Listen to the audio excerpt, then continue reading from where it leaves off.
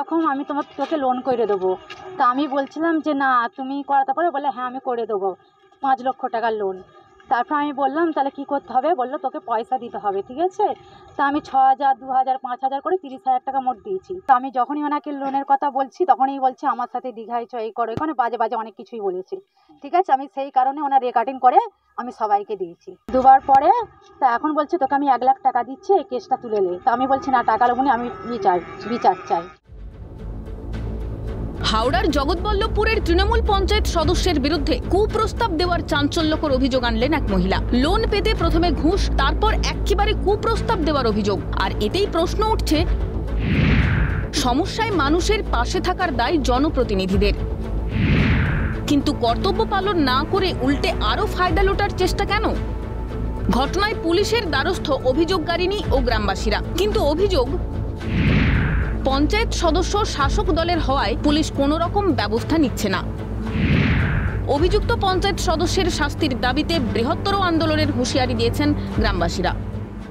বিভিন্ন রকম অন্যায়, ও তোলাবাজি করে, গাড়োয়াল থেকে টাকা নেয় আমার ভাগ্নিকে, তারপরে ও বলে যে এরকম লোন করে দিতে পারি, তুই খিড়কিতে আমার বাড়ি আয়, হ্যাঁ আমার সঙ্গে মানে নোংরা কাজ করতে হবে, করার পর আমি করে দেবো। অভিযোগ অস্বীকার করে গোটা ঘটনার জন্য বিরোধীদের ঘাড়ে দোষ চাপিয়েছেন অভিযুক্ত।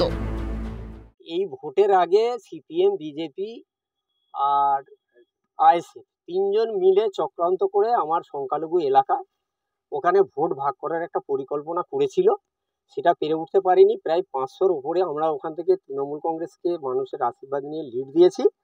এটা একটা চক্রান্ত করে আমার গায়ে কালি লাগাবার জন্য এটা ওরা করেছে। ভাইরাল অডিও সামনে আসতেই মুখ খুলেছে তৃণমূল। অভিযুক্ত পঞ্চায়েত সদস্যের বিরুদ্ধে ব্যবস্থা নেওয়ার কথা জানিয়েছে। দলের কানেও এসছে, দল বিষয়টার উপর নজর রাখছে। ঘটনা সত্য প্রমাণিত হলে দল যথাযথভাবে ব্যবস্থা নেবে। তৃণমূলের পঞ্চায়েত সদস্যের বিরুদ্ধে এমন অভিযোগ ওঠায় আসরে নেমেছে বিজেপি। কুপ্রস্তাব অনেক মহিলাকে এর আগেও দিয়েছে, এর আগেও বহুবার ও পঞ্চায়েতে বিভিন্নভাবে অভিযোগ জানিয়েছে গ্রামবাসীরা। না এটা কোনো সাজানো ঘটনা নয়, কারণ এর আগে বহুবার এই ব্যক্তির বিরুদ্ধে অভিযোগ করা হয়েছে। এলাকার মানুষ এতটাই ক্ষিপ্ত হয়ে যাচ্ছে যে এখানে কোনো পলিটিক্যাল ব্যাপার নয়, এলাকার মানুষ ক্ষেপে যাচ্ছে যে পুলিশ যদি আইনগত ব্যবস্থা না নেয় তাহলে কিন্তু গ্রামবাসীরা বা ওই পাতিয়াল পঞ্চায়েতের মানুষ আগামী দিনে বৃহত্তর আন্দোলনের পথে এগিয়ে যাবে। তৃণমূল দলটা আপনি যদি দেখেন, ওপর নেতৃত্ব আপনার শিক্ষামন্ত্রী পার্থ চট্টোপাধ্যায় থেকে শুরু করে সমস্ত স্তরের নেতৃত্ব, তারা একদিকে আর্থিক কেলেঙ্কারির সাথে জড়িত। দুঃখের বিষয় যে বাংলার নারী সমাজকে তারা ভক্ষক হিসাবে ব্যবহার করছে। কুপ্রস্তাবের অভিযোগ ঘিরে নতুন করে চাঞ্চল্য দেখা দিয়েছে। প্রসেনজিৎ অধিকারীর রিপোর্ট, ক্যালকাটা নিউজ।